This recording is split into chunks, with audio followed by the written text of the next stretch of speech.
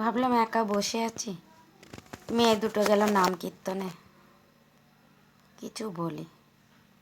বিকালে তো জানেন অনেকই কাজ থাকে, সব সময় ভিডিও করতে পারি না। আজ একটু শরীরটা খারাপ, বিকালে তো ওই কাপড়গুলো উঠিয়ে এনে ওইভাবে রেখে দিলাম, মেয়েরা ভাঁজ টাজ করলো, একটু হরিনাম হচ্ছে ওখানে গেল। একা বসে আছি, একটু টিভি দেখছি। 8টা বাজুক, ডাল ভাত রান্না করেছিলাম, শাক ভাজা, ওটা আছে পড়ে, খেয়ে তারপরে যাব।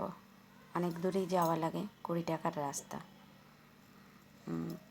রাস্তা কিন্তু 15 মিনিট কি 20 মিনিট লাগে, তো একটু ভাড়া এখানে বেশি নেয়। জীবনটা আমার যে এত বাজে, তাই ভাবি আজ নিজের বলতে আমার কেউ নাই, এই রকম লাগে।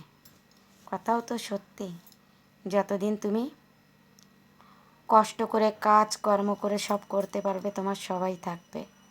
আস্তে আস্তে লাইনটা যখন বুড়োর রাস্তায় চলে যাবে, তখন কিন্তু কেউ কারণ নেই।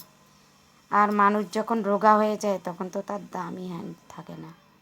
আমাদের বাড়িতেই আমি অনেক দেখি, আজ আমাদের ওর বাবার রোগ হয়ে গেছে, রোগা, ওনার কোনো দাম নেই, কেউ ওনারে সেই নজরটায় দেখে না, কেন উনি একটা বুড়ো রোগ।